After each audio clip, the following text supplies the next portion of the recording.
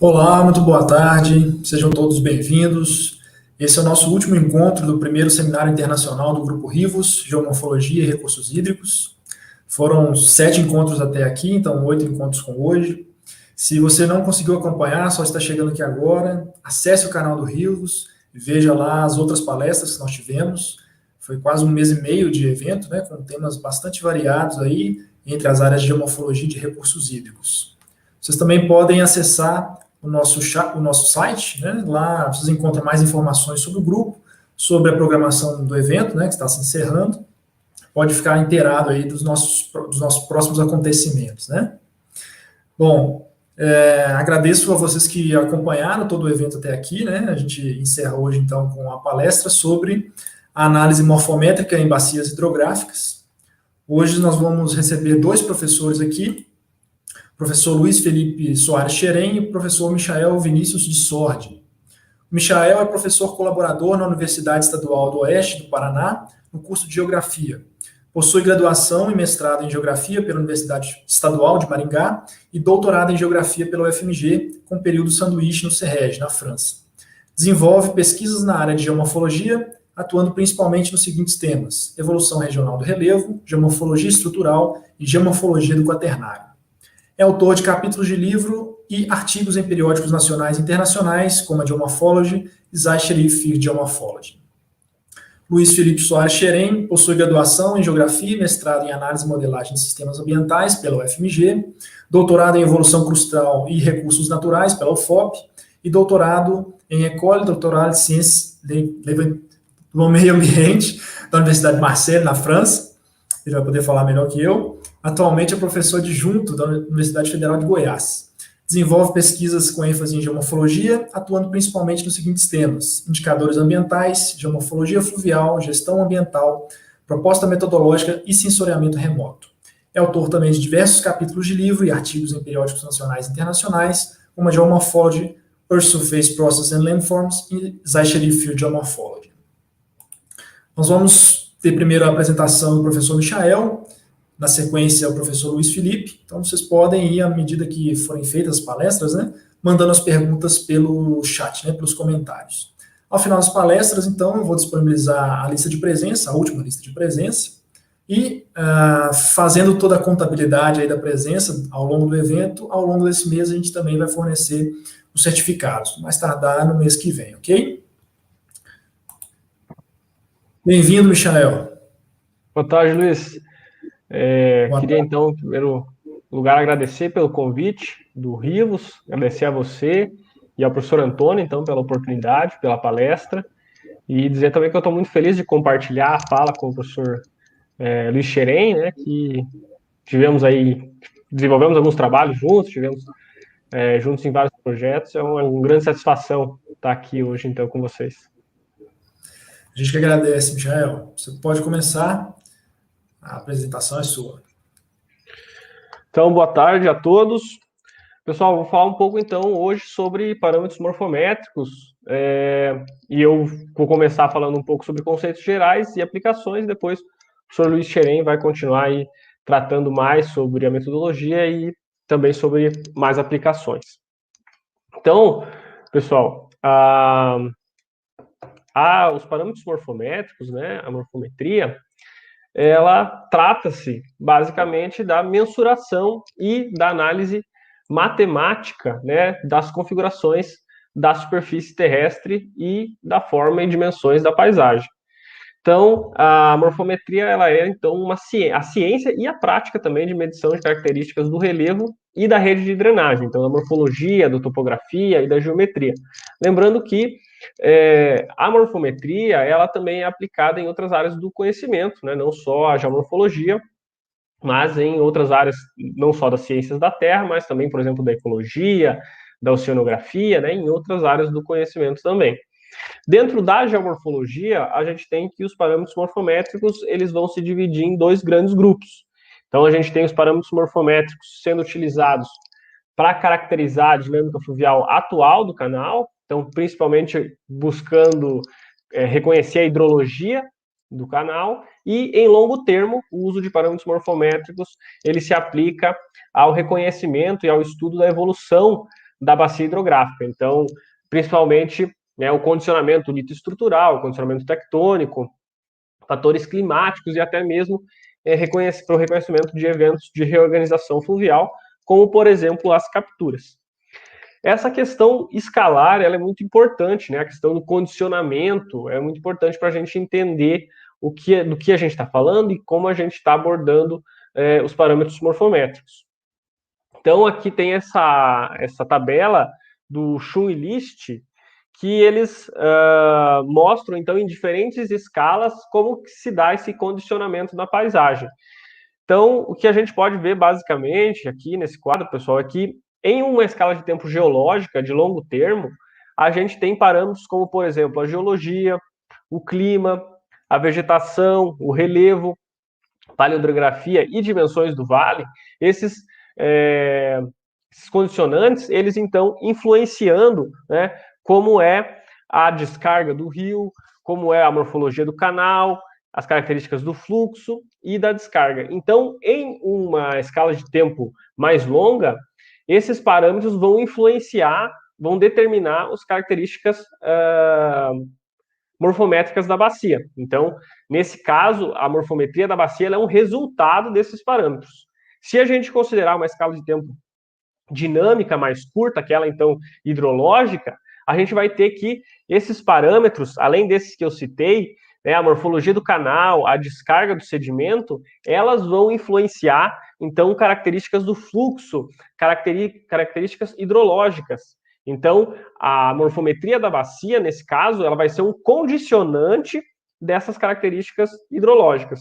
Então, quando a gente trata em longo termo, né, a morfometria ela é um resultado da geologia, da geomorfologia, do clima, e em uma escala de tempo menor, a gente tem que a morfometria influencia, então, a hidrologia, a descarga de água e de sedimento do sistema, que é o que também mostra essa segunda tabela, né, que aborda as variáveis da bacia de drenagem, temos aqui abordando as variáveis do rio e da bacia de drenagem. Então, para discussões sobre escala, pessoal, eu indico esse artigo, né, do Schum e List, que tem a tradução, inclusive em português, de 1973.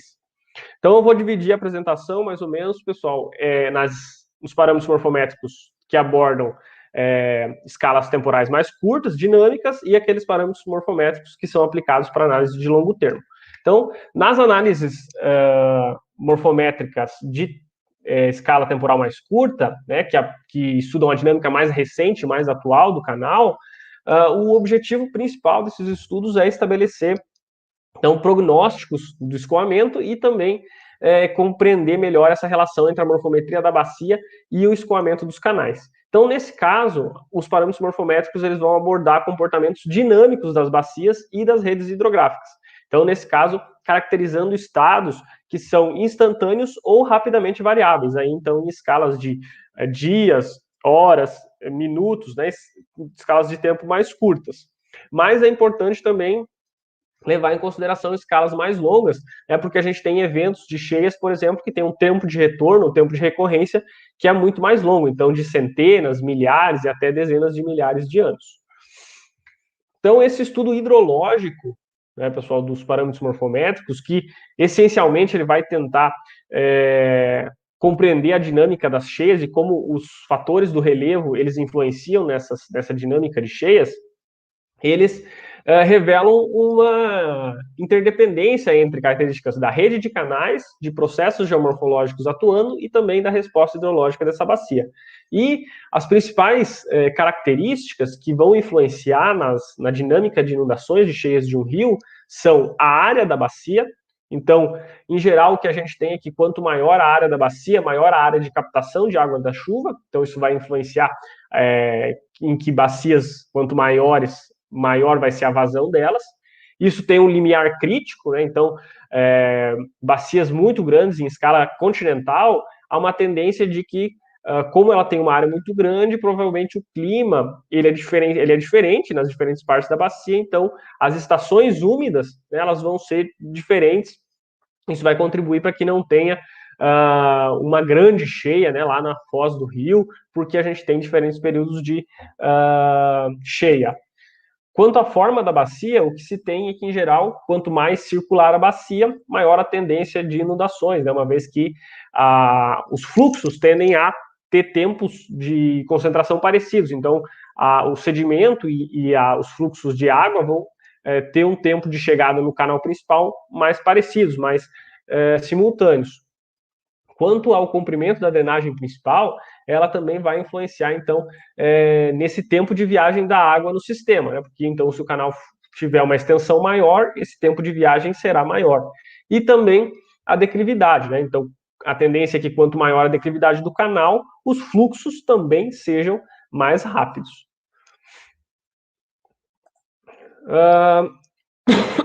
Quanto às características morfométricas das bacias, a gente pode dividir elas segundo várias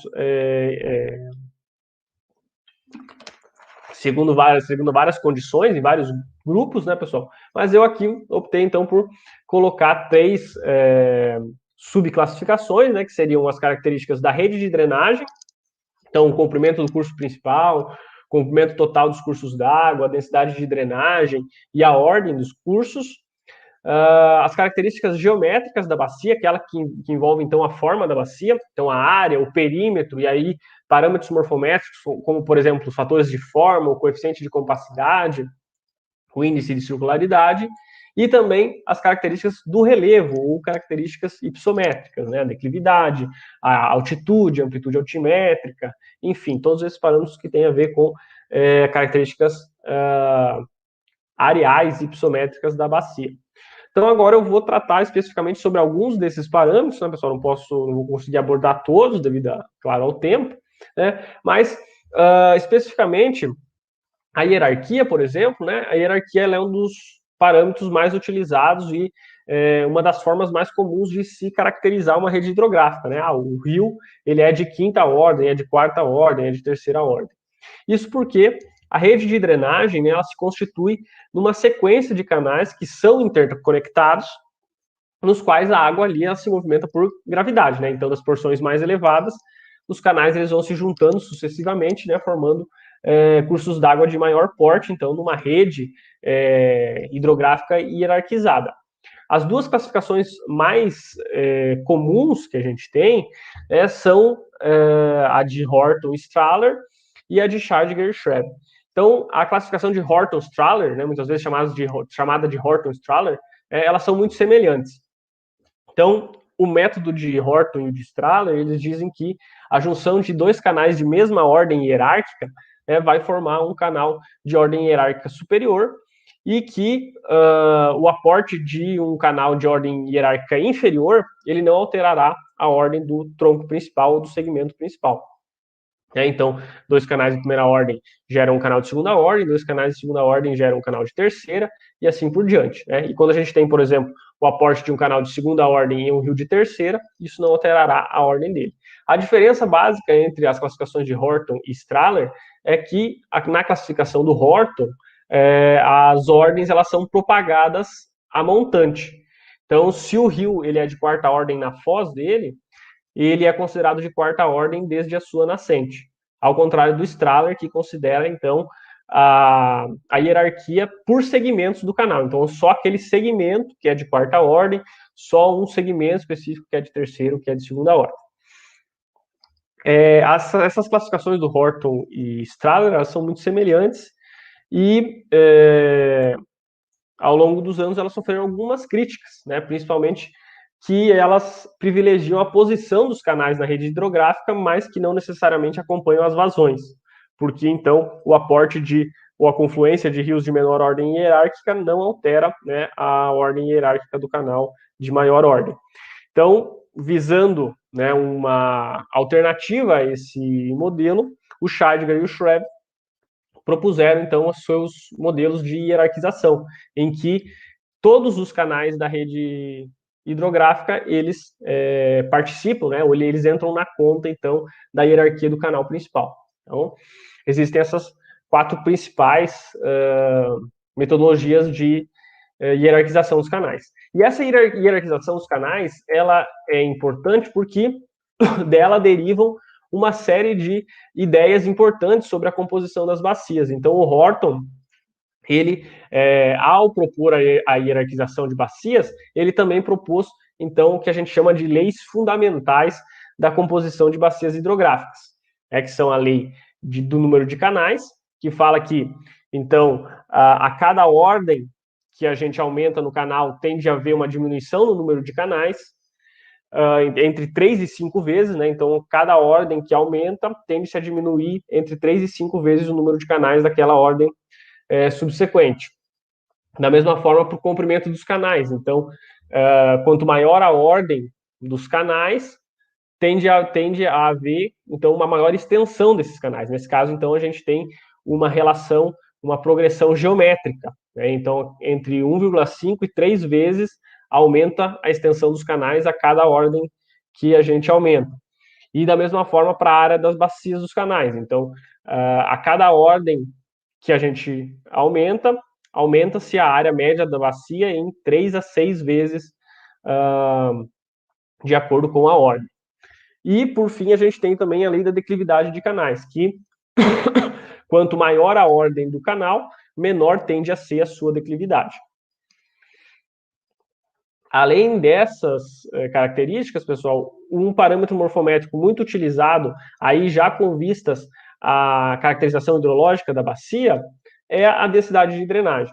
Então, a densidade de drenagem que corresponde à densidade total de rios em uma área drenada. Então, a densidade de drenagem, ela, na verdade, responde, né, a vários fatores que são principalmente o clima, a litologia e litoestrutura, os solos e a vegetação. Então, em geral, quanto à litologia, né, litologias mais porosas, mais fraturadas, elas tendem a permitir uma maior infiltração de água, então tendem a responder com menor densidade de drenagem. Da mesma forma, os solos bem drenados, né, com alta porosidade e permeabilidade, também tendem a se correlacionar com menores densidades de drenagem. E o clima e a vegetação também. Então, o clima, né, em geral, em climas áridos, muito secos, existe pouca água disponível no sistema, então a densidade de drenagem é muito baixa. Em climas semiáridos, a tendência é que já haja um excedente de precipitação para haver escoamento superficial, e nesse caso, como não tem vegetação, a infiltração tende a ser muito baixa. Então, em climas semiáridos, né, a tendência é que a densidade de drenagem seja máxima. E a partir de um certo limiar aí de mais ou menos 600 milímetros por ano, a tendência é que a cobertura vegetal faça com que a densidade de drenagem diminua muito. E aí a densidade de drenagem só vai voltar a aumentar em precipitações acima de 1.400 milímetros por ano, em que aí, mesmo a cobertura vegetal, ela não é suficiente para diminuir, né, para conter esse escoamento superficial. Então, o escoamento superficial é muito importante, né, pessoal, a densidade de drenagem para determinar também o desenvolvimento da hidrógrafa de uma bacia e, portanto, sua suscetibilidade a cheias. Outros parâmetros muito utilizados, então, para caracterizar uma bacia em relação à sua propensão a cheias são os parâmetros do coeficiente de compacidade, índice de circularidade e fator de forma. Esses índices, eles correlacionam, então, a forma da bacia com formas geométricas. A morfologia da bacia e o padrão de drenagem, eles influenciam tanto a forma como a magnitude de uma cheia, e tem uma relação direta, né, com o modo de escoamento e a concentração de água na bacia. Esses parâmetros, eles usam como princípio, né, que quanto mais próxima da forma circular a bacia, maior a probabilidade de inundações, já que bacias com morfologia circular concentram as precipitações mais rapidamente. Então, aqui no caso, por exemplo, do coeficiente de compacidade, ou índice de Gravellius, quanto mais próximo a 1, isso indica uma bacia mais circular, e índices maiores, valores maiores, estão associados, então, a bacias com formas mais alongadas, bacias com formas mais irregulares.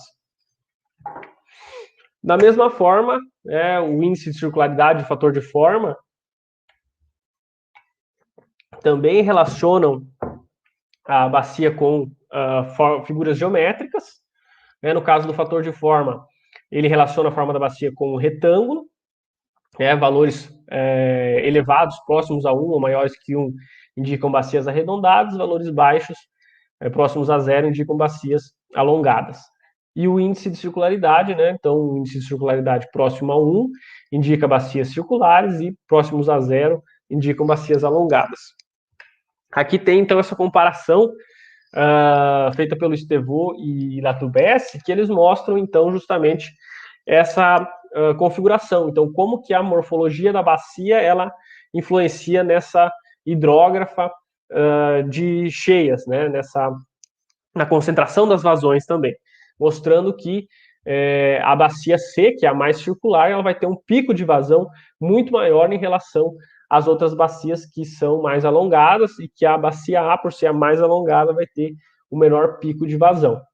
Então, as bacias circulares, elas vão ser mais suscetíveis à inundação, já que a água advinda da rede de drenagem, ela tende a atingir o canal principal simultaneamente, né, na medida que as distâncias entre as cabeceiras e o rio principal, elas são semelhantes. Então agora, pessoal, vou falar um pouco sobre os parâmetros morfométricos que são aplicados a análises de longo termo.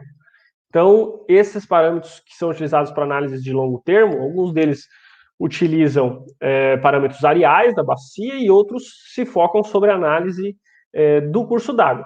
Então, quanto à análise do relevo da bacia, um dos índices mais utilizados é a integral hypsométrica. Então, a integral hypsométrica, que foi proposta pelo Strahler, ela compara a área acumulada da bacia com a altitude média acumulada. Esse índice da integral hypsométrica, ele é utilizado, pessoal, para verificar tanto a evolução da paisagem, então identificar, né, no sentido davisiano, se é uma paisagem jovem, madura ou senil, e também verificar possíveis reativações tectônicas, o controle estrutural, uma vez que valores mais altos e curvas hypsométricas mais convexas estão associadas a drenagens e a bacias mais jovens, onde o processo de denudação seria mais recente, ou que a gente tem rochas muito resistentes controlando esse processo, e curvas hypsométricas, então, côncavas, e valores baixos de integral hypsométrica estão associados a paisagens antigas, senis, maduras ou senis, em que essa denudação, ela já removeu, né, a cobertura, e a gente tem rochas mais friáveis e uma calmaria tectônica. Outro índice bastante utilizado para análises de longo termo, né, são aqueles que levam em conta, então, a assimetria do canal. Quando a gente fala da assimetria do canal, existem dois índices principais que são mais utilizados, que é o FAB e o fator de simetria topográfica transversal.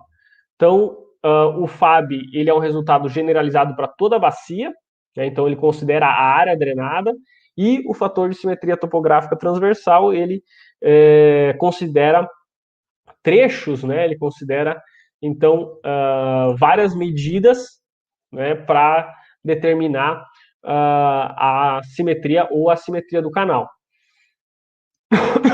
Então, pessoal, esses dois índices, eles são utilizados para indicar possíveis processos de basculamento, então a influência tectônica na bacia, são utilizados para indicar possíveis processos de controle litoestrutural, então presença de estruturas, né, falhas, fraturas, zonas de alinhamento, e também padrões de migração no canal.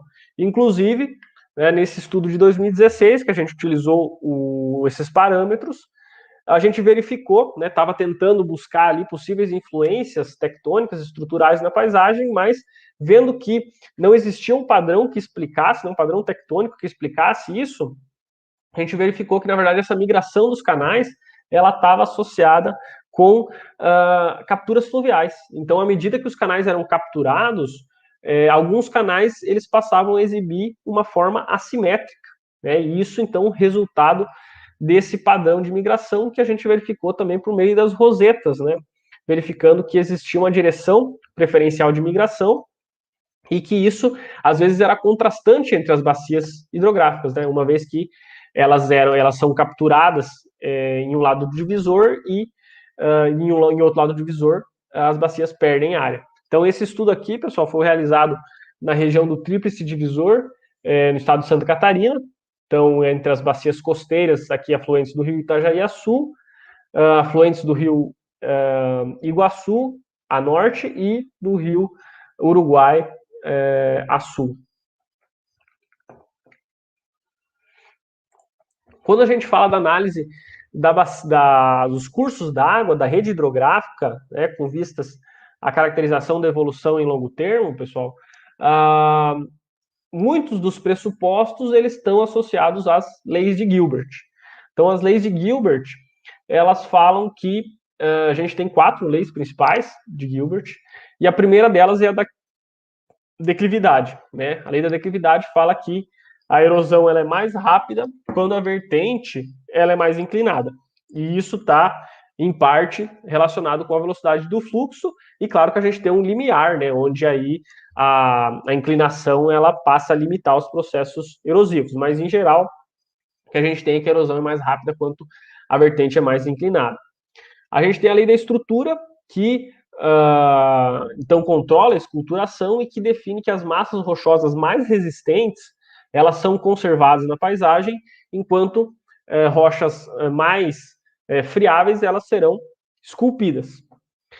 A lei dos divisores, por sua vez, ela vai dizer que a vazão ela aumenta à medida que a gente se distancia do divisor, então a vazão aumenta para jusante e que a declividade diminui, né, à medida que a gente se afasta do divisor.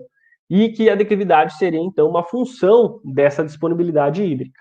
Por fim, a lei das vertentes desiguais, né, como está representada aqui por essa figura modificada do Whipple e colaboradores 95, fala que em um divisor desigual, né, então, quando a gente tem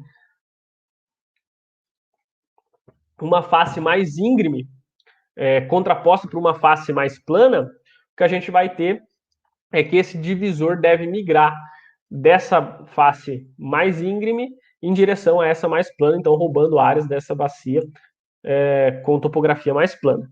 Isso constitui a base dos estudos atuais de reorganização fluvial e de migração dos divisores. Os parâmetros mais comuns que estudam, então, pessoal, essa evolução de longo termo da rede de drenagem, a gente pode dizer que os mais utilizados, principalmente em território nacional, são o índice SL, né, no Brasil conhecido como RDE, o KSN e o KI. Então, o índice SL, que é o RDE, que acho que ainda é o mais utilizado no Brasil, ele parte do princípio que os rios eles exibem um perfil longitudinal em que a elevação do leito ela decresce logaritmicamente à medida que aumenta a distância jusante. Então, ele leva em consideração, né, a variação altimétrica e a extensão do canal. Várias modificações desse índice SL, ou esse índice de RAC, foram propostas ao longo dos anos, sendo que no Brasil se popularizou especialmente aquela proposta por Sieber e Gornitz, que aplicaram esse índice nos Himalaias, então, para verificar anomalias tectônicas, que consiste, então, no cálculo do índice RDE por trechos e dividindo esse índice pelo RDE total, né, que é uma métrica, então, proposta por esses autores. Esse índice, então, ele serve para identificar anomalias ao longo do perfil do canal, e a gente, ainda que seja um índice muito utilizado, pessoal, é importante prestar atenção nele, porque quando a gente tem um canal principal muito estável, qualquer pequena anomalia no perfil vai aparecer ali como uma grande anomalia, já que ele é um índice relativo, né? Outras modificações desse índice foram propostas, como, por exemplo, a de Goldrick e Bishop, mas hoje a métrica mais utilizada para estudos de longo termo é o KSN. O KSN e o KI. Então, o KSN e o KI são... Desculpa, pessoal. O KSN e o KI são modelos de incisão de stream power, né? Eles se baseiam, então, na lei de Flint e em estudos do Howard, que falam que, então, a taxa de incisão de rios de leito rochoso, ela é uma função exponencial da área de drenagem, da declividade local dos canais e de um coeficiente de erodibilidade. Então, a lei de Flint ela vai dizer que, basicamente, então, a declividade do canal, né, ela depende, o índice de erodibilidade do canal vai depender da declividade local, da área drenada montante e de um índice de concavidade de referência, né, que a gente chama de θ. Geralmente, os estudos indicam que esse índice de referência está entre 0,4 e 0,6. Além do KSN e do KI, que são utilizados, do KSN e do RDE, que são utilizados para investigar anomalias do perfil longitudinal, pessoal, a gente tem também o KI. O KI é uma métrica utilizada principalmente para estudar eventos de reorganização fluvial. Então, o KI, ele considera também a área drenada, a distância, a concavidade e a elevação, e consiste, então, numa transformação da coordenada horizontal, né, da distância, em uma variável KI. E aí, a gente tem essa derivação, né, que quando aplicada numa área de divisor hidrográfico, valores semelhantes nas duas faces do divisor vão indicar, então, um equilíbrio dinâmico, e valores contrastantes nas faces do divisor vão indicar, então, a possibilidade de eventos de migração, de capturas fluviais, sendo que a direção da migração é sempre das bacias com menores valores em direção às bacias com índices mais elevados.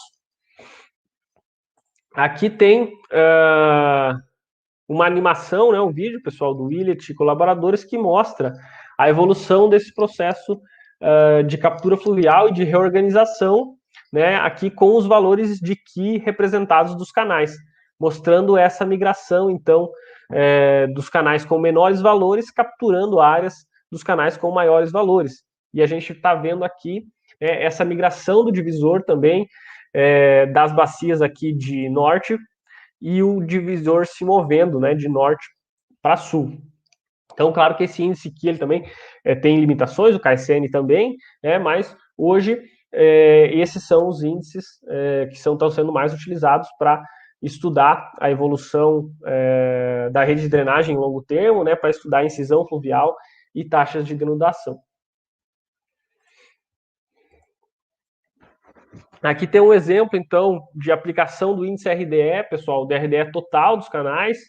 Então, a gente queria quantificar a declividade dos canais, mostrar os canais que têm maior inclinação e, para não ficar, né, só naquela morfologia dos canais, utilizamos o índice SLK, mostrando, então, justamente esse contraste, né, de canais entre bacias, no caso aqui do rio Itajaiaçu, que dando direto para o Atlântico, do rio Iguaçu e do rio Uruguai, que, em última análise, vão ter sua foz lá na bacia do Rio da Prata. Aqui tem uma outra aplicação do índice RDE, aqui no caso do índice RDE por trechos, pessoal. Então, aqui, o índice RDE foi aplicado para estudar a captura fluvial desse rio aqui, número 2, que capturou esse rio número 1. A gente vê que o rio número 1 ele seguia aqui em direção ao rio número 3, né, que é o maior rio regional, mas aqui no ponto número 5 ele foi capturado. A gente vê, inclusive, aqui o tamanho dos sedimentos, né, que esse evento remobilizou. E, então, essa captura fluvial, né, pessoal, foi confirmada também, né, pelos índices RDE, né, e lá em campo, então, a gente verificou realmente esse processo de reorganização. Aqui, então, essa área de estudo, que é no norte do Paraná, perdão, pessoal, região norte central do estado, né, bem no limite das rochas vulcânicas com as rochas sedimentares. Aqui um exemplo de aplicação do índice KI, né, mostrando, então, justamente nessa área do rio Itajaiaçu, Iguaçu e Uruguai, mostrando essa migração do divisor, né, e esses canais recuando a montante, capturando áreas, aqui os afluentes do Itajaiaçu, né, capturando esses rios que têm valores mais elevados, e esse processo, né, não só então apoiado nesse índice aqui, mas também apoiado em outras métricas do relevo, né, a declividade, a elevação e também o nível de base desses canais. E também a litologia, né, pessoal? Essas rochas aqui, elas drenam substratos muito mais resistentes que essas oceânicas aqui, né, que tem o seu nível de base muito mais próximo também.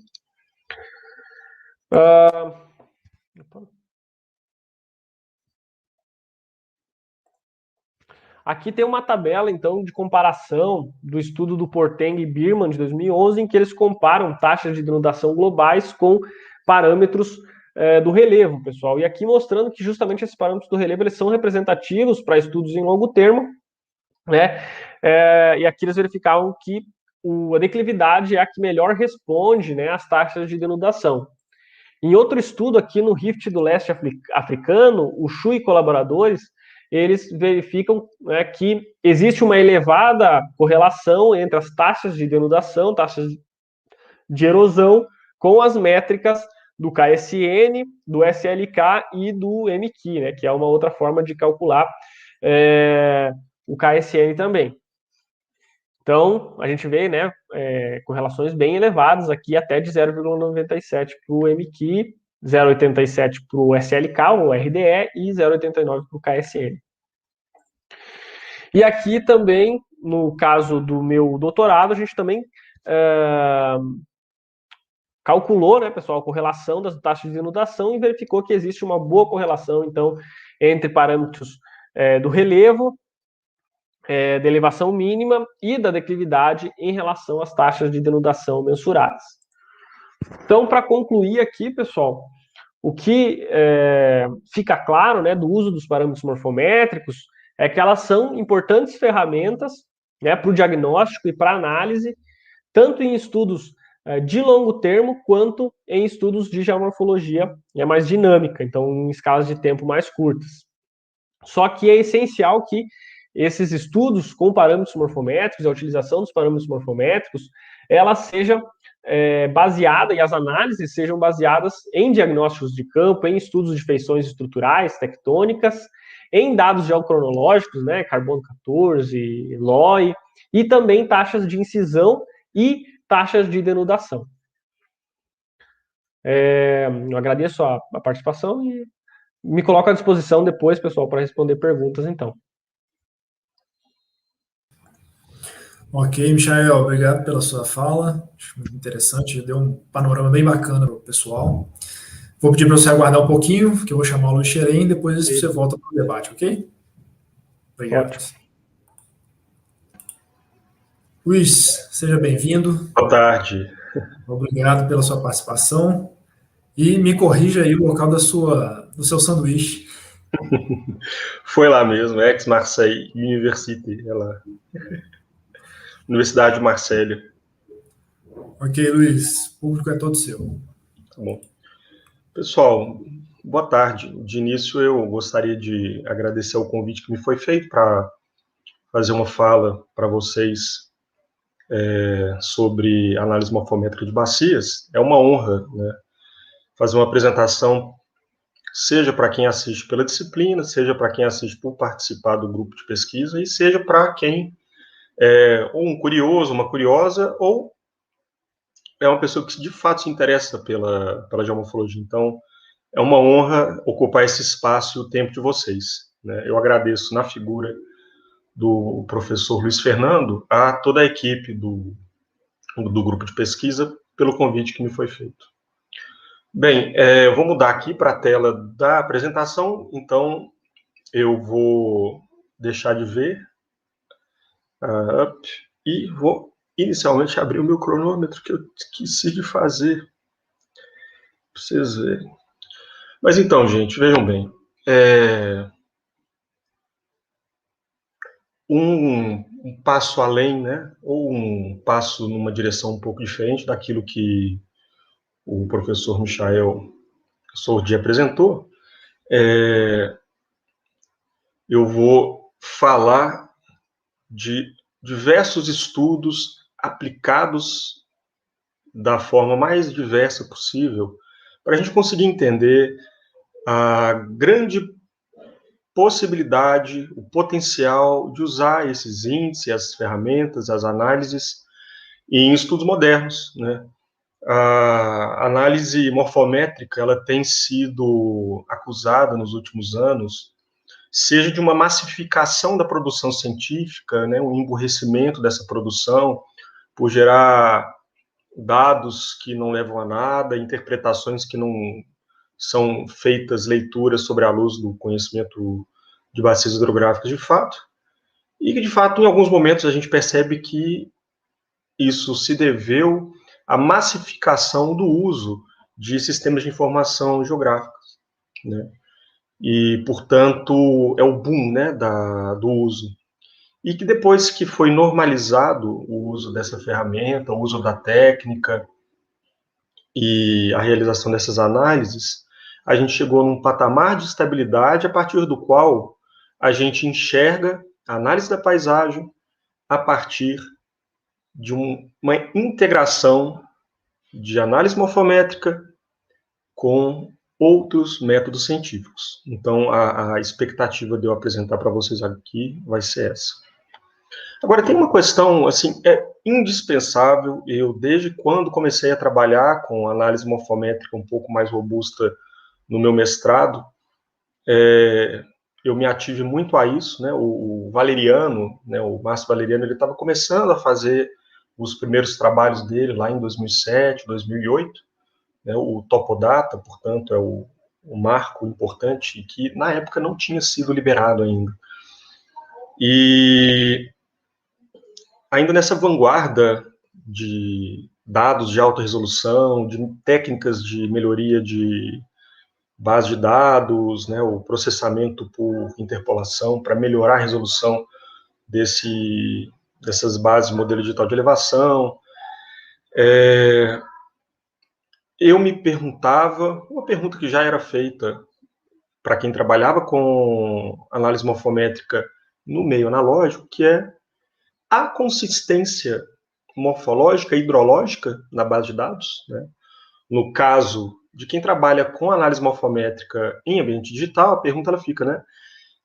A consistência morfológica e hidrológica dos modelos digitais de elevação e das drenagens derivadas desses. Então, a gente tem que entender o quê? Que modelo digital de elevação é uma matriz que tem resolução espacial, né? E tem também uma resolução altimétrica, o erro, ou o tipo de alvo do qual ela pode dar reflectância, né?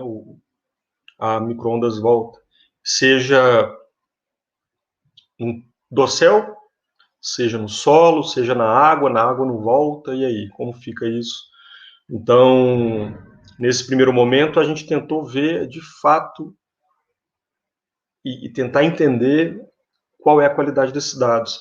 E a gente viu que, né, como a figura ao lado aqui deixa explícito, quando a gente usa o modelo digital de elevação com melhor resolução de pixel, né, que é 30 metros, aqui é o de 90 metros, e esse aqui foi uma trigagem que a gente fez na época, que fica perfeito o modelo, né, as curvas ficam adequadas, a forma é mantida, então a direção das vertentes a declividade também, então há um ganho na qualidade do dado que é usado. Entretanto, quando nós levamos isso para a análise vetorial, né, do fluxo, da transmissão, no caso de água, entre os pixels, a gente vê que não é tão direto assim.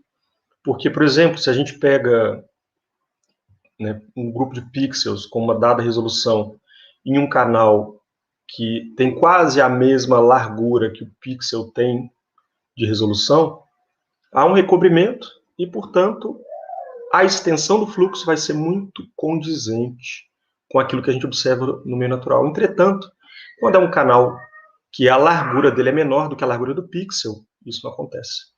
Então, há uma perda em tudo aquilo que há de informação vetorial. Isso foi verificado, né, aqui num teste que foi feito com os dados que foram derivados de modelo edital de elevação original, do dado crigado, em relação ao extraído da carta topográfica. Então, a gente vê que há, inclusive, a mudança da hierarquia fluvial, né?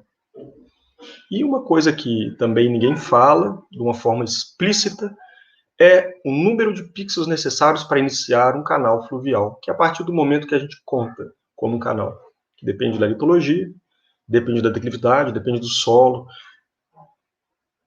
da estrutura, né, das rochas. Portanto, tem um grupo de fatores que dificultam identificar de uma forma homogênea o início de um canal fluvial que vai ser marcado numa rede de drenagem derivada de modelo edital de elevação. Para além disso, né, a figura aqui que está ao lado esquerdo, tem o problema da discrepância posicional. Isso é ruim, né? Se uma superfície de um canal ela ocupa X metros de altitude, no outro ele pode ocupar X menos 3, X mais 10, X mais 50, o que é péssimo. Então, é um tipo de informação que é importante a gente saber também, né? Qual é o nível de detalhe e o risco que ocorre na minha análise. Bem, para entender um pouco isso, né, eu vou mostrar para vocês aqui como que essa diferença entre um dado original que foi feito pelo mapeamento direto de uma imagem de satélite, né? Perdão, de um sobrevoo, e eu esqueci o nome do tipo de sobrevoo, que agora me fugiu a cabeça, porque o barulho da criança ali atrás tira a concentração um pouco. Mas, uma hora volta, né? Mas aquele sobrevoo que é feito para retirar as fotos aéreas, que derivam as cartas topográficas do dado que foi extraído de um modelo edital de elevação original, né, o SRTM de 30 original. Aí, olhem só, a gente vê que, seja em todos os 4 que são os índices de Horton, seja no índice de bifurcação, a tendência natural dos dados originais, inverso, seja da relação de comprimento dos canais principais, também fora do padrão, seja da relação de comprimento entre os canais, também é discrepante, e seja também na relação de área de cada ordem de bacias, também há uma discrepância. Portanto, embora a gente saiba que há consistência morfológica nesses dados, não tem consistência hidrológica para a gente fazer uma derivação e, portanto, conduzir as nossas análises. E isso é um problema. E falando sobre aquela primeira figura colorida que eu apresentei, né, figura 1, sobre a perda de sinuosidade, a gente vê que no modelo digital de elevação de 90 metros da SRTM, a gente tem uma sinuosidade bem reduzida, seja para a 4ª, 5ª, 6ª e 7ª ordem. Isso aqui é o estudo que foi conduzido para a bacia do Alto Curso do Rio das Velhas. E, do lado direito, o modelo digital de elevação crigado, um ganho de 3 vezes, então, portanto, de 30 metros. Mantém o mesmo comportamento em relação ao original, então ele mantém a consistência hidrológica, ele herda a consistência hidrológica, embora tenha tido um ganho da consistência morfológica. E a carta topográfica, que está aqui no meio, é o dado real, né? Ele foi mapeado ali, ó, de uma carta topográfica de 1 para 50 mil, sendo um canal de primeira ordem, o canal primeiro mapeado, quando foi feita a restituição cartográfica.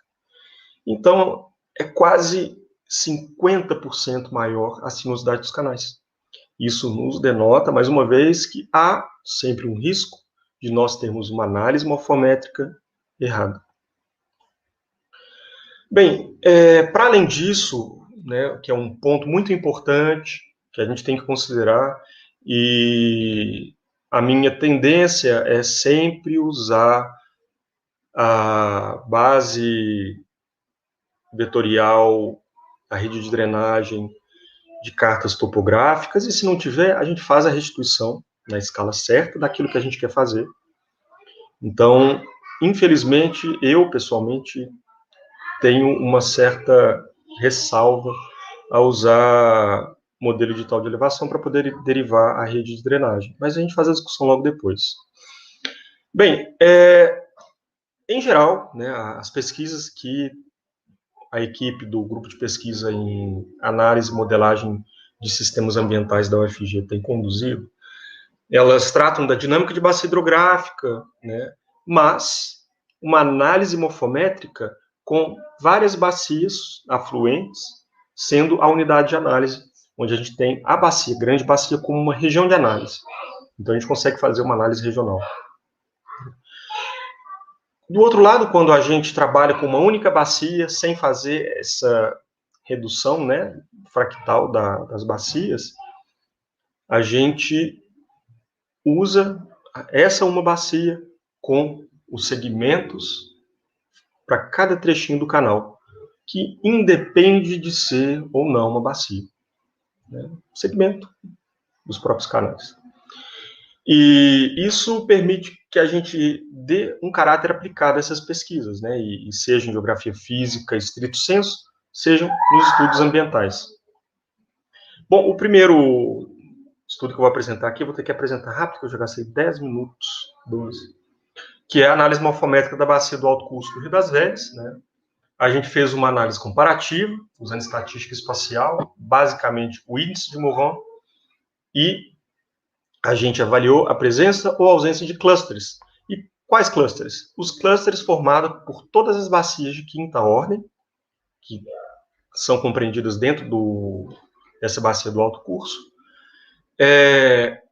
com os índices de Horton,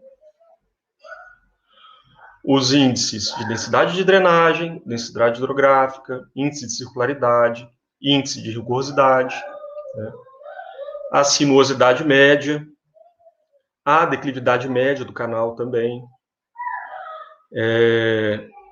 e também a declividade média da bacia e máxima da bacia. Então, todas essas informações, elas constituíram um banco de dados que, não vou entrar no mérito de como faz a análise, que é uma análise estatística espacial, que ela usa não apenas a distância entre as bacias, mas o tamanho das fronteiras que elas têm e a distância que elas estão das outras fronteiras, que é um índice espacial vetorial, e multivariado. Então, a gente conseguiu chegar a uma compartimentação do Rio das Velhas em 4 grandes compartimentos, que, em geral, eles atendem à estrutura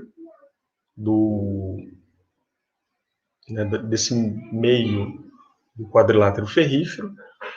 E, interessantemente, a gente vê por que o complexo do Bação, que é um complexo granítico,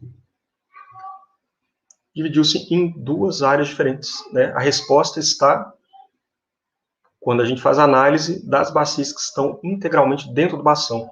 Então, a gente tem que saber olhar para o nosso dado e saber fazer a pergunta certa.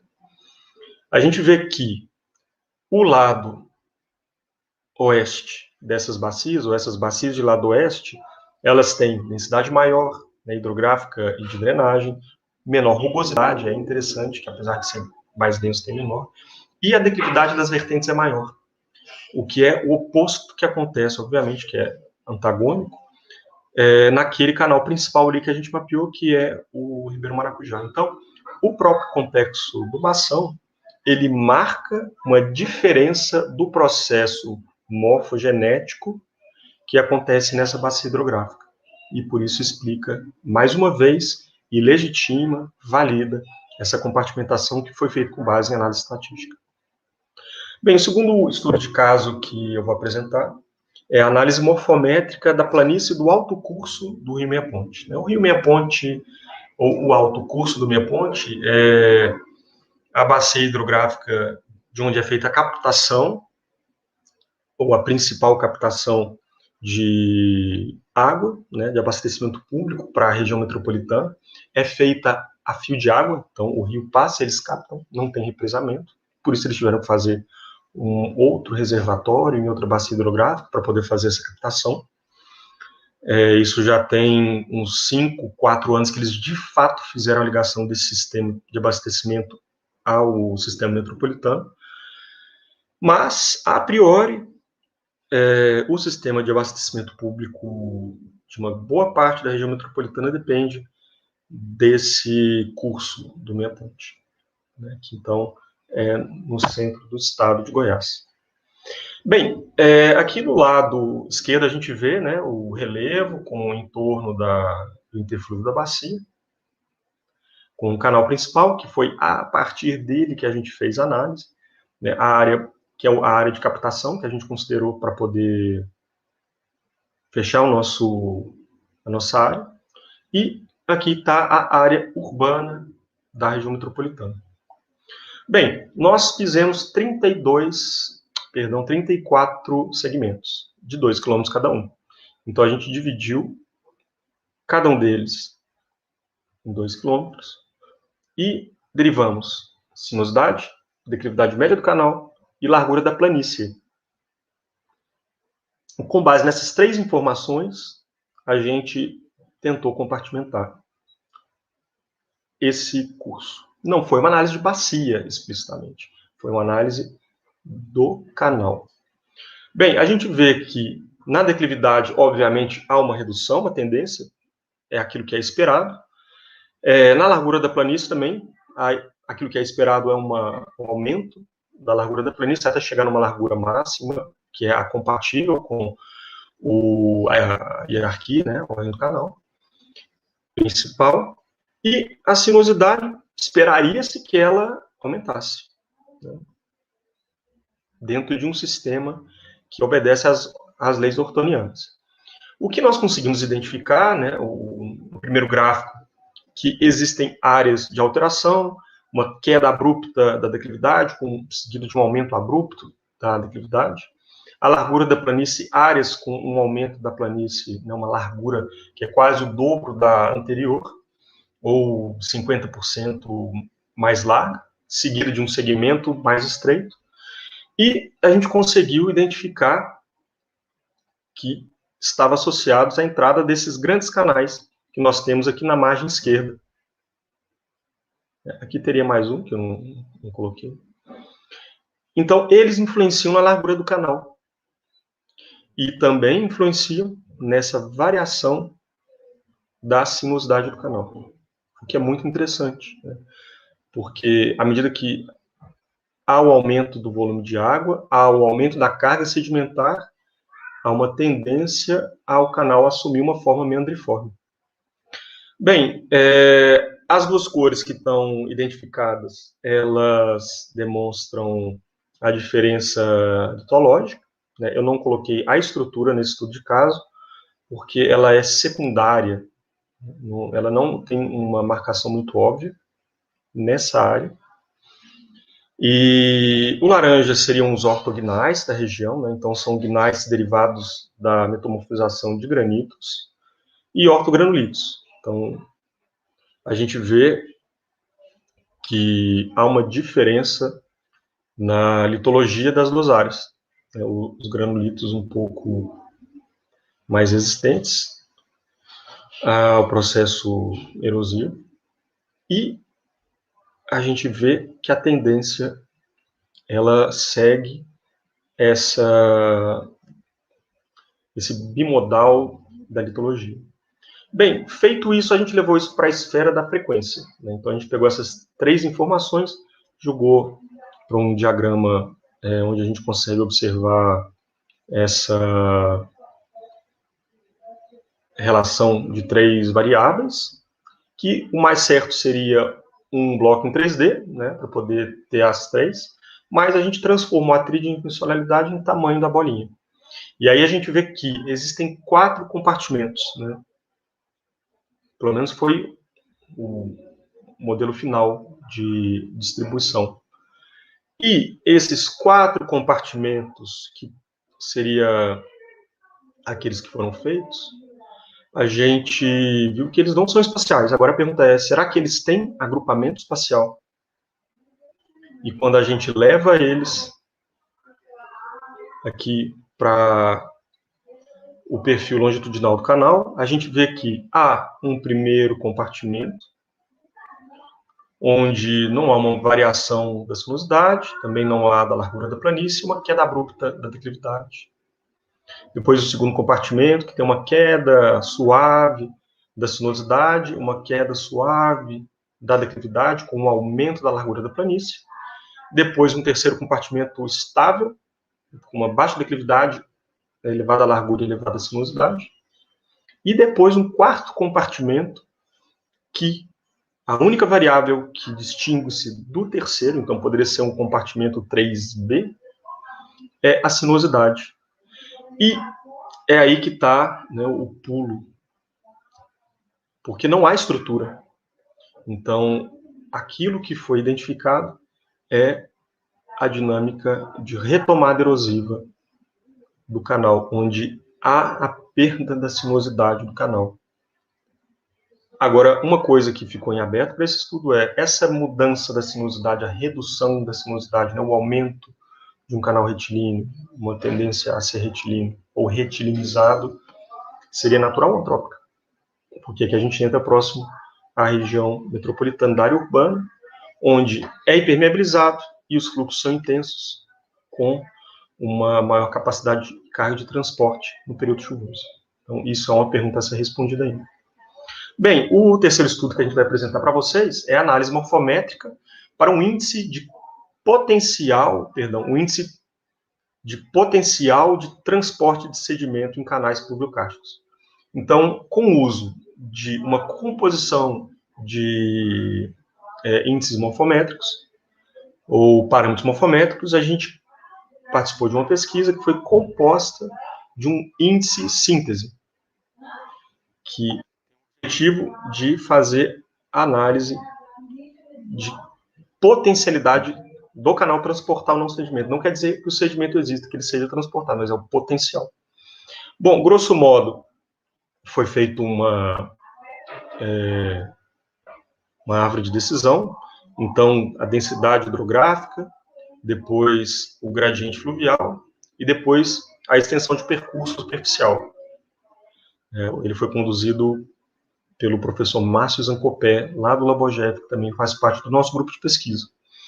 Então, essa árvore de decisão, ela encaminha até termos esse potencial final. O artigo ele foi enviado aí para o Luiz Fernando disponibilizar, ele também está disponível, acho que é no Boletim Goiano de Geografia, se não me engano. Muito interessante. E aí a gente tem... Bem, como que a gente conseguiu olhar... Só um instante, pessoal.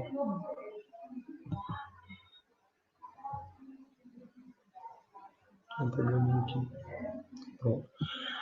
A gente calculou isso para todas as bacias hidrográficas de todas as ordens, que drenam para cada um dos 6 sistemas de fluviocárstico, né, o sistema de cavernas. Essa aqui é a região nordeste de Goiás, que tem faz parte, né, do sistema de cavernas do grupo Bambuí. Ali é o que eles chamam de vão do Paraná. Então, é uma área que, além de ter um interesse geomorfológico bonito, é uma área que tem uma questão paisagística bonita para atrair turista, né, apesar de ser longe. Inclusive, tem aquele livro da Florenzano, que é lá, o vão do Paraná. É aquele que tem um modelo tridimensional, aquele atualização de base do conceito de geomorfologia. Bem, o resultado espacial foi esse, né, onde não há uma distribuição muito organizada.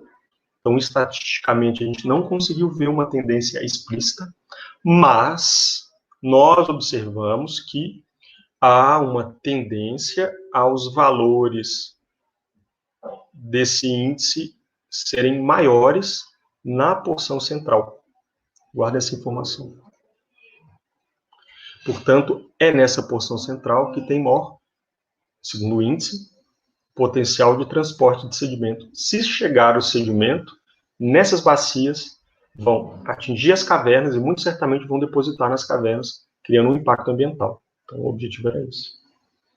Bem, um outro, né, eu acho, se não me engano, vai ser o último, eu espero, que é a análise morfométrica da dinâmica erosiva na Serra Geral de Goiás. É a mesma área lá desse estudo anterior. Né? O livro da Forenzano, ele pega esse recorte aqui. Né? Pega o Chapadão Oeste da Bahia, pega o Vão do Paraná. Então, são esses compartimentos geomorfológicos, ou unidades de relevo, né, como nos apresenta o IBGE, que está localizado aqui nesse contato entre o cinturão móvel da faixa Brasília-Tocantins com o Cráton São Francisco, né, especialmente aqui nos metasedimentos do supergrupo Bambuí. E aí, vamos julgar a geologia, né? É sempre bom integrar. Quando a gente olha para essa região, a gente vê que a discordância né, a geológica entre as camadas ela é variada, né, ao longo desses perfis. Que eu não vou entrar no mérito, mas, em geral, as rochas sedimentares, né, os arenitos do grupo Urucuia, ou eles estão sobre as rochas gnaissicas de intrusões, né, proterozoicas, ou estão sobre as rochas metasedimentares do grupo Bambuí, em várias posições diferentes. E aí a pergunta é, como é a influência disso? Porque a escarpa está aqui, a escarpa está aqui, a escarpa está pequenininha, a escarpa está aqui, a escarpa está aqui, a escarpa está aqui maior, está aqui, aqui, aqui, aquela quase some. E aí, o que a gente quer entender é a dinâmica erosiva dessa escarpa, né? Uma escarpa monoclinal, e foram mapeadas as 3.552 bacias hidrográficas, ou pequenas bacias, ou microbacias, que drenam à frente dessa escarpa. Pensa na bizarrice. Então, a partir disso, a gente mapeou, né, essas bacias e derivou relevo, derivou declividade e derivou número de feições erosivas e movimentos de massas dentro de cada uma. Então, nós temos aí todos os movimentos de massas e feições erosivas ativos e inativos, ou parcialmente ativados, que foram classificados dentro dessa bacia para novamente conduzir uma análise de grupo, que não foi uma análise de grupo usando isso de Morin. A gente estava querendo ver a semelhança entre esses grupos. Então, a gente fez a primeira condução onde as bacias do extremo norte-sul convergiram, ficando no meio, depois manteve-se a semelhança delas, criando um novo grupo, manteve-se a semelhança, esses grupos foram sendo transformados, e nós optamos em usar essa classificação com 4 classes, onde a gente tem um segmento norte, um centro-norte, um centro-sul e sul. Por quê? Aqui a gente começa a ter compartimentos relicais, que não influenciam em nada na nossa análise e aumentam exponencialmente a análise estatística e também a interpretação. Daí, foram esses compartimentos que nós tivemos. Então, o compartimento do extremo sul e o compartimento do extremo norte, que se parecem, eles estão na parte da escarpa mais suave, que drena em cima ainda do arenito. Olha que interessante.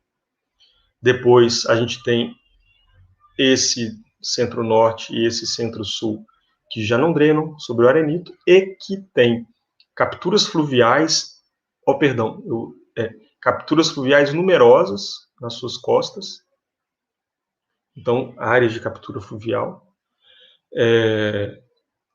e ainda não tem um exocarste muito significativo. Não coloquei aqui porque não faz parte desse estudo, porque a gente mapeou o exocarste, né, que nós temos na área, e também as áreas de colúvio, que não estão nesse mapa, mas complementam a informação e a análise. Bem, depois nós chegamos aqui nesse segmento central,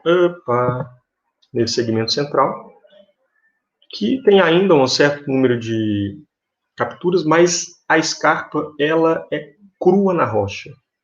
Aqui é interessantíssimo.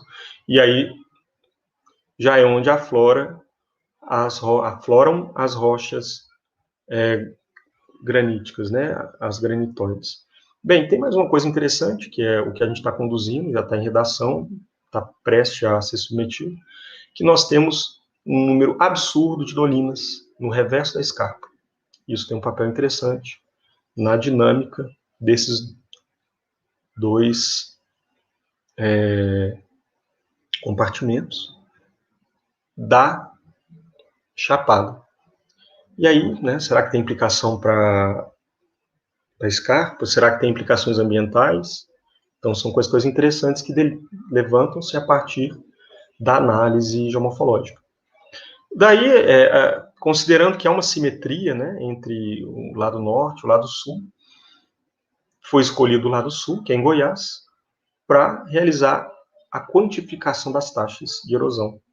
E a gente viu que há uma tendência a termos taxas de quase 200 metros por milhão de anos na área da escarpa, na área intermediária, né, que é aqui a gente tem em torno de 20, e na chapada em torno de 4, né, que é o afloramento, mas 4, 8, que é em geral o que nós temos. Portanto, o estudo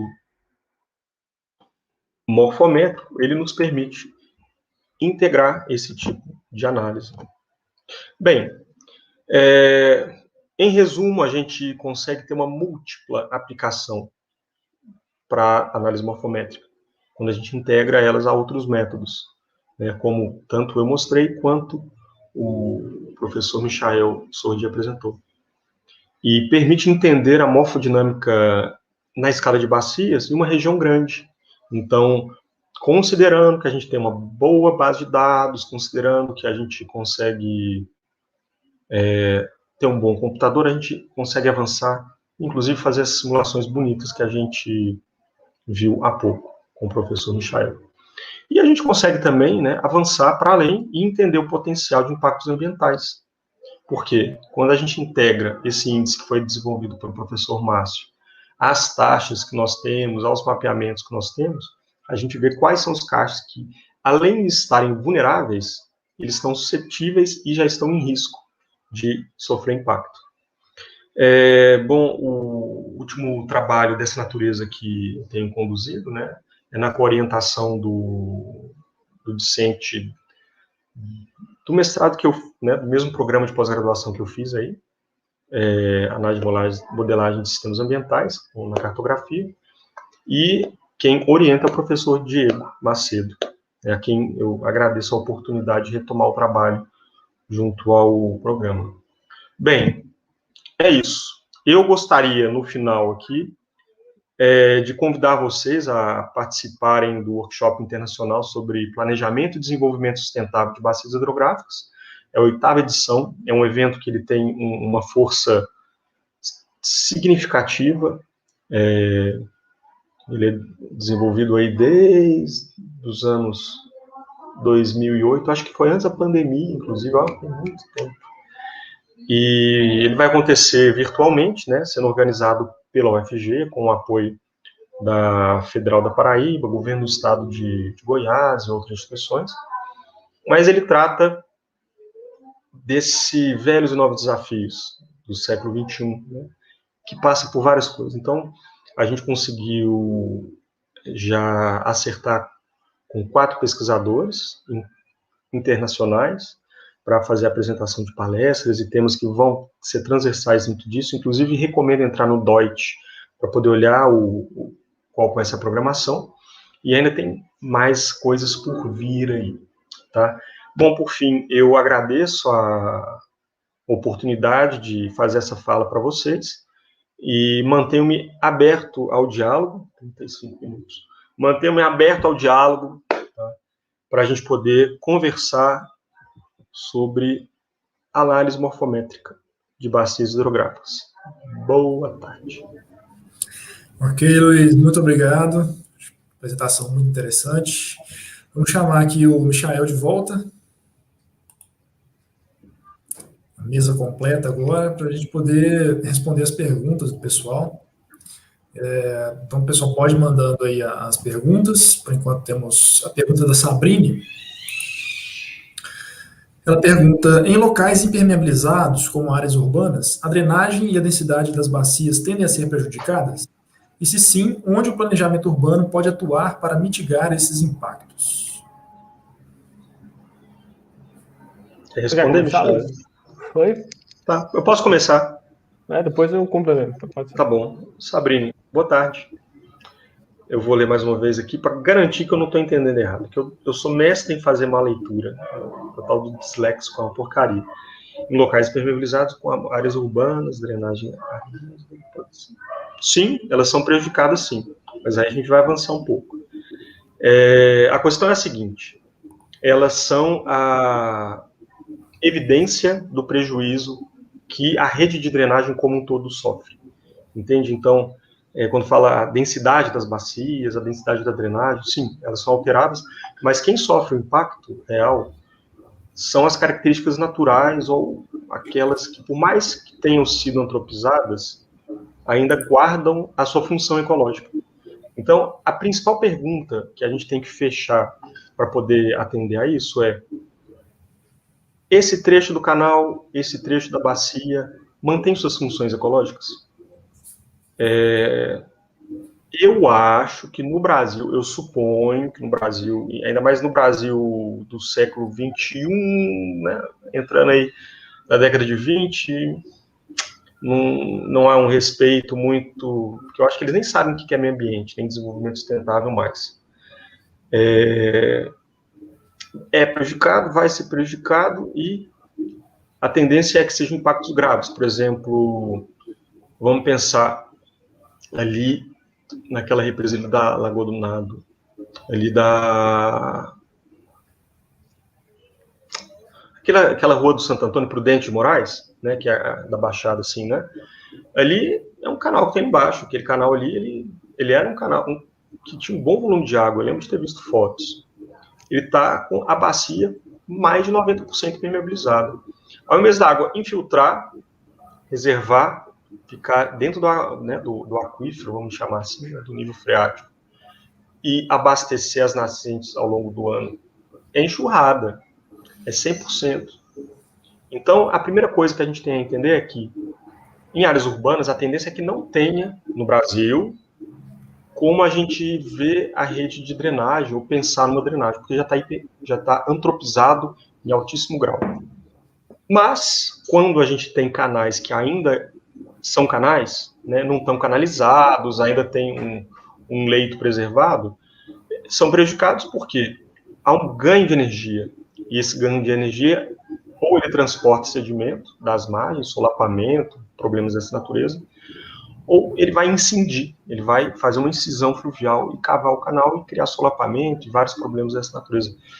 Agora, né, como que o planejamento ele pode atuar? Primeiro, identificar quais foram as funções perdidas, depois a gravidade ou a natureza dessa transformação, para conseguir ver quais são as possibilidades reais de fazer uma intervenção.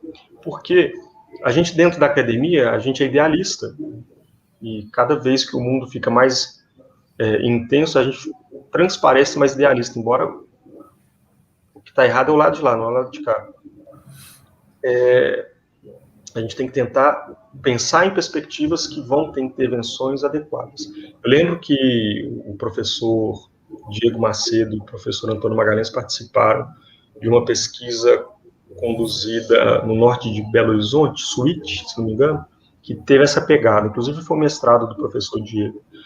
E é uma pegada interessante. Depois procura lá. A gente tem como mitigar dentro do planejamento urbano, sim. Agora, pensar planejamento urbano tem duas formas. Ou você faz um planejamento a partir de uma área que não existe, planejamento, e não foi ocupada. Por exemplo, uma cidade que vai ser criada, né? Seja Goiânia, que foi assim, seja Belo Horizonte, que foi assim, seja Brasília, que foi assim, seja Porto Nacional, que também foi assim, né? Capitais planejadas. Então, no ato de planejar a cidade, no ato de planejar a ocupação, no ato de pensar a aprovação de um loteamento novo, ou de uma expansão urbana, a gente consegue criar uma ideia nova. Ou a gente pensa em formas de, como você colocou, mitigar aquilo que já existe. Né? Aqueles alagamentos, enxurradas horríveis que a gente teve em Belo Horizonte há uns anos atrás. Não tem como mitigar, tem, infelizmente. Mas é isso, valeu. Michael, quer completar?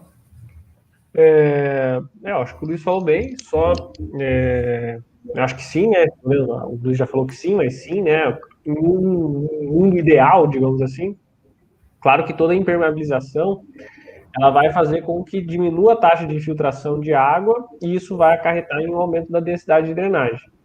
E além disso, que a gente tem aqui em geral, né, em ambientes urbanos, os canais eles tendem a ser retilinizados, canalizados, e isso faz com que os tempos de concentração das enchentes, das cheias, elas sejam diminuídos. Isso também impacta, aumentando essas concentrações, aumentando as vazões. E os processos de planejamento, principalmente os antigos, o que eles tinham como objetivo principal era fazer com que esse fluxo fosse retirado, fosse drenado para fora das cidades o mais rápido possível. Só que muitos deles também não consideravam o crescimento dessas cidades. Então, na verdade, você só está jogando esse problema para jusante e muitas vezes essa área que você jogou o problema hoje se constitui numa área urbana, né? Avançou a área urbana sobre aquele local. E o que a gente tem notado também internacionalmente, né, o professor Antônio Magalhães também trabalha bastante com essa questão, é a estratégia de planejamento em muitos locais é a renaturalização dos cursos d'água. Então, tentar trazer de volta as características naturais desse rio, porque o rio natural, ele trabalha com as pressões e ele absorve as pressões muito melhor do que um rio retilinizado, um rio canalizado, né? Mas aí isso aí também depende das características, de outras características, né? Da ocupação, enfim. Depende muito de local para local. Acho que é isso.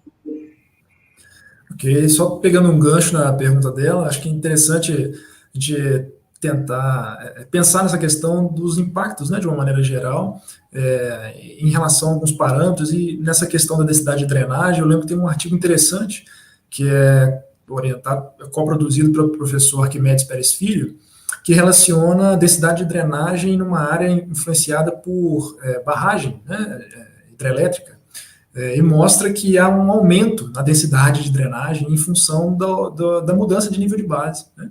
Então, não só essa questão urbana, um antropismo talvez mais acentuado, mais concentrado, mas mesmo esse, talvez espacialmente mais diluído, também tem reflexos importantes, né, na organização hidrográfica. Acho bem interessante. Uma segunda pergunta, do Antônio. Michael, qual seria o índice morfométrico mais efetivo para apontar indícios de controle estrutural e tectônico? Então, Antônio, essa pergunta, na verdade, eu acho que ela não tem uma resposta exata, né? Qual que é o índice mais efetivo? Isso depende muito das características estruturais e tectônicas de uma área e o que você está querendo estudar ali naquela área, né? Então, isso tem que ser uma análise de caso a caso. Então, se a gente está, por exemplo, querendo estudar um processo de basculamento, a gente pode utilizar um fator como os fatores de assimetria do canal, né? O fator de simetria topográfica transversal, ou o fator de assimetria da bacia.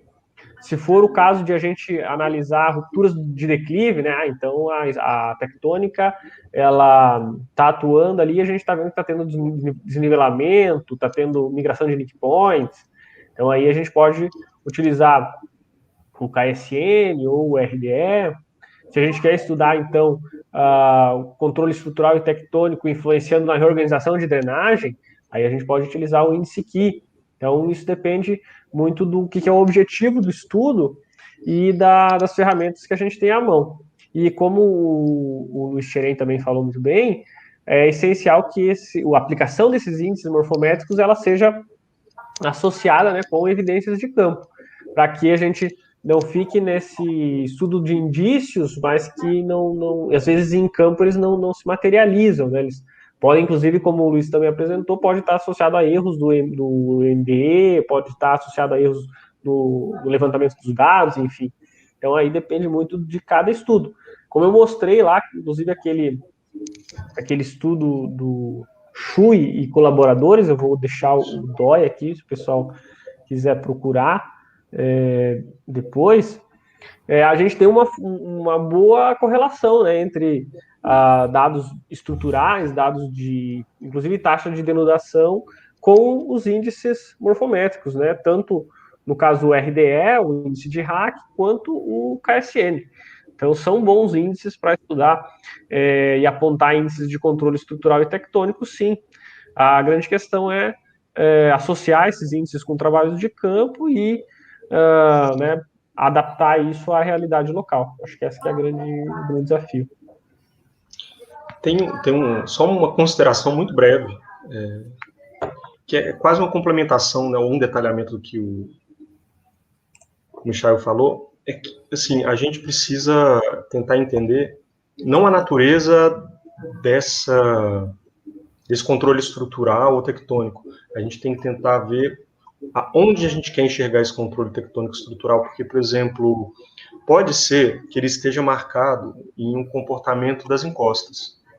E aí, os índices morfométricos que a gente costuma usar, em geral, ele não transparece isso. Ele fica registrado, por exemplo, numa ruptura de declividade, numa mudança entre segmento côncavo-convexo para um retilíneo. Então, inclusive é isso que é um desafio que o Heitor tem passado, orientando do professor Diego, ele tem enfrentado, né, nessa análise mais detalhada para poder conseguir identificar a relação, por exemplo, de aspectos ecológicos, né, com a dinâmica do canal. Então, no caso do controle estrutural, é a mesma coisa, né?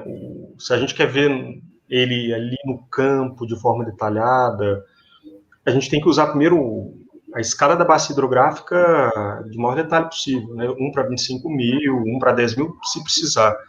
Então, o modelo digital de elevação vai ter que ser essa resolução, a gente tem que conseguir um sobrevoo de Vant também para ajudar bastante nisso.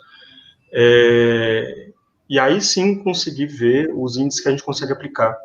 Então, esses todos que o Michael falou, são eles mesmo. Mas a identificação do problema, ele passa também pela natureza do objeto de estudo. Então, se é uma visão regional, a gente consegue ver isso de uma forma en passant e consegue ter bons resultados. Ok. Próxima pergunta. A espacialidade de índices morfométricos para conectividade de sedimentos pode auxiliar na diferenciação de formas de relevo e subsidiar a compreensão da morfodinâmica? Pode começar, Michel, depois eu complemento. Sim, então, primeiro respondendo sim, né, a espacialização dos índices morfométricos, ela pode ajudar a gente a entender essa conectividade de sedimentos e também a diferenciação de formas de relevo. Existe uma série de técnicas, né, que ajudam a identificar formas de relevo, que ajudam na compartimentação. Inclusive agora, né, lendo a pergunta aqui, eu lembrei de um estudo que é do pessoal aqui do Rio Grande do Sul, eu acho que é do professor Robaina, ou do Romário Trentin, que eles usam os geomorphons, né, que é uma metodologia morfométrica também, que a partir dela eles propõem a compartimentação da paisagem, então a diferenciação das formas de relevo. Então esse é um exemplo. E não só isso, né, mas vários parâmetros morfométricos, eles são interessantes, são importantes para a diferenciação de formas de relevo e também para subsidiar, sim, essa compreensão de morfodinâmica. Eu vou procurar aqui, inclusive, esse artigo e coloco para o pessoal. E agora que eu lembrei uma coisa também da questão anterior, né, do Antônio, sobre os parâmetros morfométricos para serem utilizados em análises tectônicas e estruturais, tem também o artigo do pessoal do Daniel Pfeiffer, não sei como é que pronuncia exatamente, que fez Pfeiffer, né? Do Édipo e do Fábio, que eles discutem, então, esses índices, e é um artigo em português, né, pessoal, bem interessante, porque geralmente isso está em literatura estrangeira, está em inglês, então é um artigo bem interessante que está na Revista Brasileira de Morfologia, então se o pessoal quiser se iniciar nessa área, né, de estudos aí de morfometria em longo termo, esse é um bom artigo. E respondendo o Jorge, então acho que é isso, né, sim, e tem várias metodologias para isso. Sim. Ô Jorge, boa tarde, ou já boa noite, né? Olha só, quando a gente estabelece uma relação de causalidade entre um processo e outro, por exemplo, o índice ou a espacialidade do índice morfométrico, falando da conectividade de sedimentos, relacionando diferentes formas e entender a morfodinâmica. O caminho que você foi a partir da evidência de campo e do uso do parâmetro morfométrico, eu consigo entender a morfodinâmica, né, o que eu consegui entender. Eu vou te falar assim, antes de mais nada, porque eu estou considerando a sua pergunta de uma natureza epistemológica, não estou considerando de uma natureza rasa. Então, a forma que eu te digo é que há várias formas de entender o subsídio do índice morfométrico para a morfodinâmica, se relacionando com a conectividade de sedimento. Porque são três coisas. A gente pode sair do índice morfométrico para passar pelo sedimento e induzir a compreensão da morfodinâmica, especialmente a holocênica atual, do que o sedimento está tratando disso. Tá? Ou a gente pode sair da compreensão da morfodinâmica para entender a conectividade de sedimento a partir do índice, que é aquele estudo que o Zancopé fez. Então, quanto mais variável a gente coloca na nossa questão científica, mais complexo fica da gente conseguir apresentar uma resposta, né? Mas de forma... Então, portanto, eu apresentei uma discussão sobre isso que eu acho que é importante ter. Mas de forma direta, simples, sim, esses três elementos eles se integram na paisagem de uma forma equilibrada, né? Equilibrada, que eu digo, de uma interconexão. Ok. Uma outra pergunta do Antônio. Luiz, você vê que a geomorfologia brasileira vem passando pelo desafio de equilibrar a utilização de ferramentas quantitativas, índices morfométricos, em detrimento das evidências de campo? Então, Antônio, tudo bom? Boa tarde. Não, diretamente, muito obrigado pelo convite. É uma honra voltar ao FMG, mesmo que remotamente. Então, tem uma discussão, ou um questionamento que eu faço sobre a ciência que é desenvolvida no Brasil de uma forma geral, que não é a ciência que tem um excesso de recurso, né?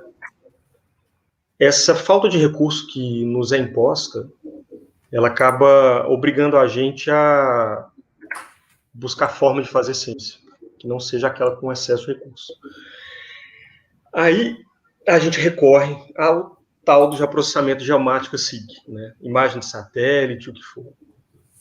E, obviamente, a gente acaba se embasando em estudos internacionais, né, que é uma frente de pesquisa maravilhosa. E enquanto a gente está trabalhando com SRTM, eles estão usando LiDAR de 30 centímetros. Então, a gente sempre fica ali correndo atrás de uma coisa que a gente nunca vai alcançar. Inclusive, eu acho que esse que é o grande problema. E o nosso desafio, portanto, na minha concepção, no que se diz respeito à geomorfologia brasileira, que foi uma coisa que eu falei quando eu participei de uma mesa redonda no Sinagel, lá em Maringá, é que a gente tem que ganhar uma autonomia científica em geomorfologia, onde nós nos demos a nossa identidade científica, né? A gente tem algumas pesquisas recentes, eu faço parte delas, né? Vamos falar a verdade, essa coisa da importação da tecnologia, que ainda mantém uma dependência científica, é ruim. E a isso ainda cabe o uso de processamento também. Agora, o campo, mas o campo é aquilo que nos dá autonomia, né? Que nos dá um olhar maduro e profissional daquilo que a gente desenvolve aqui. Então, sem sombra de dúvida, as ciências naturais, na minha perspectiva, ela passa, sim, pela vivência em campo, né? Especialmente a nossa geografia, a nossa geomorfologia, que tem uma construção epistemológica com base francesa, que é uma base de campo. Portanto, seria anacrônico a gente negar isso. Seria uma ruptura paradigmática forçada, não conduzida de uma forma coesa, que é o que tem acontecido, e que, às vezes, ela tenta deslegitimar aquilo que está colocado, né? Então, acho que é importante que a geomorfologia brasileira, e a gente que faz essa geomorfologia, a gente tenha muita maturidade, muita segurança na hora que nós abordamos e definimos o uso de métodos em detrimento, por exemplo, do trabalho de campo, porque é o trabalho de campo que faz o estudo geomorfológico brasileiro ser um estudo geomorfológico brasileiro. O resto, eu consigo fazer um estudo lá no Senegal, de análise morfométrica. Mas e aí? Então, a gente tem um desafio que vai além de usar a ferramenta quantitativa. É um desafio que é o Brasil se enxergar enquanto uma nação, ponto. Mas é isso. Michael, quer completar? Eu acho que o Luiz resumiu bem a questão. Eu acho que é exatamente isso, né? A gente tem que os parâmetros morfométricos e outros índices, eles são interessantes, são importantes, né? Inclusive, como o Luiz colocou a questão de recursos, por exemplo, né? Muitos estudos geomorfológicos, eles dependem muito de dados cronológicos, dados geocronológicos, por exemplo, taxas de denudação, taxas de incisão fluvial, e essas taxas, em alguma medida, elas são substituídas por estudos morfométricos, por exemplo, pelo uso de parâmetros morfométricos. Só que isso, de forma alguma, substitui o trabalho de campo, né? É essencial que esses dados eles sejam apoiados em campo, para que aquela questão que eu também coloquei, né, sobre o RDE, porque muitas vezes esses dados são relativos, né, não só o RDE, são vários parâmetros morfométricos, né, eles são relativos. Então, naquela realidade da bacia local, pode ser que um valor muito alto, nossa, pareça que tem um significado geomorfológico, mas só o trabalho de campo vai dizer se realmente realmente é um significado geomorfológico importante, né? Se é realmente aquilo que o parâmetro morfométrico está falando. Nada substitui a evidência de campo. Sim. Eu participei, só uma parte pequena, coisa de 2 minutos no máximo. Eu participei de uma banca de qualificação com Maximiliano Bayer e com Edgar Laturbesse. Quarta-feira, terça-feira passada agora. E a discussão que nós tivemos lá, né, é sobre a natureza científica das produções. É um estudo de caso de geomorfologia fluvial no lado leste da Bacia do Bananal, que a gente tem se primado muito nessas ferramentas, e as evidências de campo, elas ficam escondidas. E aí, quando a gente vai para o campo, o trabalho já foi publicado, a gente vai para campo, descobre uma outra informação, aí você pega e data aquela informação, você fala, deu ruim. Ele falou, inclusive, sobre um caso em relação a pacote sedimentar, que ele foi datado, aí datou com um, datou com outro.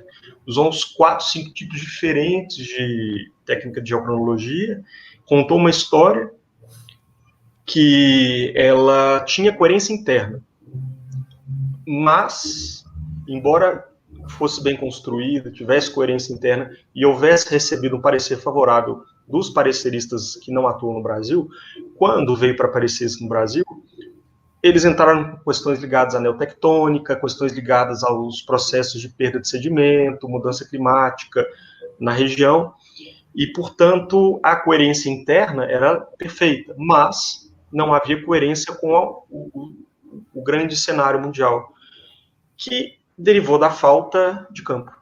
O campo simplesmente foi usado para poder fazer coleta de amostra. Então, e eu me lembro, Luiz, dos campos que a gente fazia de ficar quase uma semana beirando rios, né? o mango, vamos atravessar o mango, vamos subir maracujá, enfim, é isso que eu acho que faz falta. Mas obrigado, gente. É uma piracema científica, né? Piracema científica. Bom, vamos tentar responder rapidinho duas últimas questões, para a gente não se alongar muito. Uma aqui do Fernando. Primeiro, ele parabeniza vocês pelas palestras. Depois pergunta como as partes superior, média e inferior da bacia hidrográfica podem ser identificadas a partir de índices morfométricos e qual sua importância para o planejamento. Para o ímpar, tesouro, pedra, papel, tesoura. Eu posso começar, Pode então? falar. Depois... Pode, tá. Fernando, vai lá. Michel. Então, Fernando, quanto à subdivisão da bacia, eu até esse tempo atrás estava numa aula explicando para o pessoal, e eu acho que a divisão da bacia ela depende muito do objetivo. Então, o objetivo do estudo, o que você está levando em consideração, porque você pode subdividir a bacia a partir de parâmetros hidrológicos, então você pode levar em consideração, por exemplo, a vazão, você pode levar em consideração o tipo de rocha, né? Passou a drenar um outro pacote, estava drenando rocha sedimentar, depois tá drenando rochas ígneas ou metamórficas, enfim. Você pode considerar a declividade, né? No setor de alta bacia você tem uma declividade maior, e então na média bacia e baixa bacia você tem uma declividade diferente, ou você tem um predomínio de processos geomorfológicos diferentes. Na bacia você tem uma erosão mais intensa, na parte média ou na baixa bacia você tem um predomínio de deposição. Então, assim, você pode levar em consideração uma série de fatores para delimitar a bacia hidrográfica, né? E essas partes dos setores alto, médio e baixo. Você pode utilizar uma confluência importante que delimita o setor alto do médio do baixo. Então, o índice morfométrico pode ser utilizado, sim, mas eu acho que essa compartimentação ela depende muito do que você está querendo mostrar, do que você está querendo estudar exatamente naquele estudo, porque nem sempre a compartimentação ela vai ser igual, né? Cada estudo, cada pesquisador vai ver uma coisa, né? Eu acho que depende muito. Luiz? Vou falar rapidinho. Fernando, bom, cara, vou te contar um negócio. Se eu pegar a bacia amazônica, desde os Andes até aquela região lá da ilha, que eu não lembro o nome, esqueci o nome, acredito. Mas até aquela ilha lá, a baixa bacia, ela vai ser toda a planície amazônica. A alta bacia vai ser toda a área onde é feita a retirada de sedimento. Tá? E a intermediária é aquela área de transporte, casa com os modelos, perfeitamente. Ótimo. Agora, quando a gente pega uma bacia da parte mais alta até o exutório na confluência com o mar, né? Na boca do canal, na foz. Agora, quando a gente pega um canal de quinta ordem, que ele tem uma confluência com o canal de nona, então ele é um canal pequeno, e a gente pega ele da confluência até a cabeceira, a lógica ela vai ser a mesma. A gente tem uma área. Obviamente que isso, né, é sabido, notório saber. A alta bacia é uma área de retirada de materiais, principalmente ao longo dos canais. A mesma coisa acontece na média bacia, que é uma área de menor declividade, onde mantém-se o transporte, e a área de sedimentação, que é a baixa bacia. Então, em geral, a gente acaba atrelando a variação ou a velocidade que varia a declividade. Agora, nenhum canal no mundo tem esse perfil ideal. Esse é o perfil ideal. Portanto, o índice morfométrico, ele ajuda a gente, primeiro, a identificar essas áreas a partir das tendências gerais, né, do que acontece em cada compartimento, desse modelo geral. E ele nos auxilia a ver as variações que existem dentro, porque tem traps, né, tem armadilhas de sedimento, tem áreas de confluência de dois canais, por exemplo, de quarta ordem para virar o de quinta, que aí ele ganha uma cara de área de deposição. Então, a dinâmica ela é mais complexa no mundo real do que aquilo que os modelos nos propõem. Então, o índice ajuda a partir do momento que a gente sabe de qual bacia a gente está tratando. E a importância no planejamento é essa, é a gente saber qual é o nosso objeto. Ok. Uma última pergunta, e aí eu vou emendar uma também, fazer um 2 em 1. A minha questão, na verdade, é sobre, você comentou aí do SRTM de 90, de 30, hoje tem disponível aí o Alus Pulsar, né, com resolução de 12,5. Queria saber se há, de fato, um ganho de qualidade, esse ganho de resolução não necessariamente é um ganho de qualidade, né, aquilo que você falou da consistência hidrológica, por exemplo, se você já fez alguma análise nesse sentido. E aí a pergunta do Jorge é, considerando a utilização desses MDS globais, né, que são, de certa forma, grosseiros, qual seria a validade da utilização de parâmetros geomorfométricos como KSN, Ki e até mesmo a curvatura? Posso responder? Essa eu vou responder rapidinho. Eu falo mineiro, gente, que tá longe de casa, ainda mais morando em Goiás, fala demais na hora que pode. Então, Luiz, Jorge, vejam bem, é muito difícil a gente falar assim, um modelo de 12,5 metros ele vai conseguir identificar o canal. Ele não vai, porque ele vai fazer uma mistura ainda com os dosséis. Dá perda, dá ruído, ele vai pegar em canais pequenos a direção e o comprimento do vale. Então, a gente tem um canal que vai aqui assim no meio e os pixels vão marcar o vale. Então, a gente tem a direção, o comprimento total para o vale, não é para o canal. Isso é um problema. E também aí entra o problema de áreas que começam a ter alagamento, áreas alagadas, que pode ser que o pixel de 12 metros, a gente sempre tem canais aí de 20, 30 metros de largura. Aí, rapaz, para poder identificar qual desses pixels que o canal vai passar e não vai criar canais secundários na rede de drenagem, tem que fazer um tratamento estatístico e depois tem que ser ele também validado, que é complicado. Então, quanto mais aumenta o detalhe da resolução de uma imagem de modelo digital de elevação, maior é o nível de tratamento que a gente tem que fazer nessa informação para poder derivar a rede de drenagem. Porque sempre ficam essas redes de drenagem relicárias, que normalmente estão associadas à planilha de inundação. Agora, no que diz respeito, em geral, ao uso disso para parâmetros que dependem do modelado, aí, cara, é sentar o dedo ali mesmo e fazer, porque a informação vai estar certa. Obviamente que a gente sabe que vai ter alguma distorção ou outra quando tiver um dossel muito significativo, como acontece na Amazônia, né, visível. Mas, em geral, eu não recomendo para derivar rede de drenagem. Se é um estudo detalhado, que a gente vai usar uma coisa de maior detalhe, pega aquelas imagens disponíveis gratuitamente e faz a vetorização, que a gente vai conseguir de fato ver o canal. Aí tem um ganho de análise e interpretação absurdo. Obrigado. Ok. Michael? Só complementando, né, a grande questão é a escala de estudo. Então, se você está trabalhando numa escala continental, global, né, que hoje tem muitos estudos que tentam, né, fazer essas análises mais generalizadas, aí você, claro que vai utilizar um MDE que vai ter uma resolução mais grosseira e, como o Luiz falou, dependendo do índice, isso não vai ter um grande impacto na qualidade. Mas se você tentar utilizar um MDE global, né, um SRTM de 90 metros, ou não sei, numa área específica, uma área pequena, aí claro que esse ruído vai ser muito mais evidente, vai ficar muito mais, vai impactar muito mais no teu estudo. Então vai muito do objetivo, né? E claro que eu também concordo com o que o Luiz falou.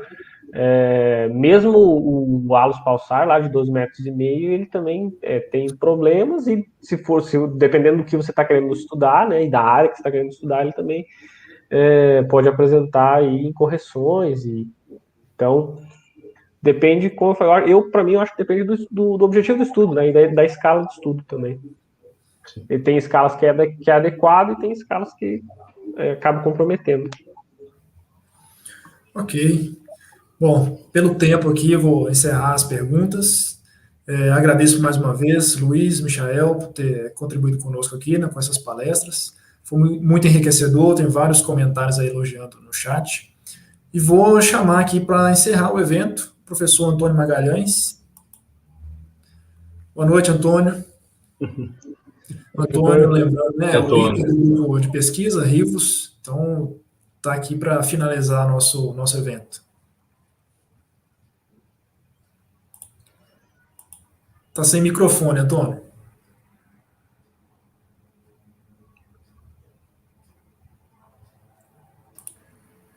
Aí. Escutando agora? Sim. Sim?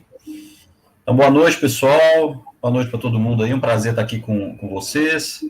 Inicialmente, eu quero saudar o Xeren e o Michael. Parabéns pelas falas. Obrigado aí pela participação. Fico sempre muito feliz de vê-los, principalmente vê-los bem, né?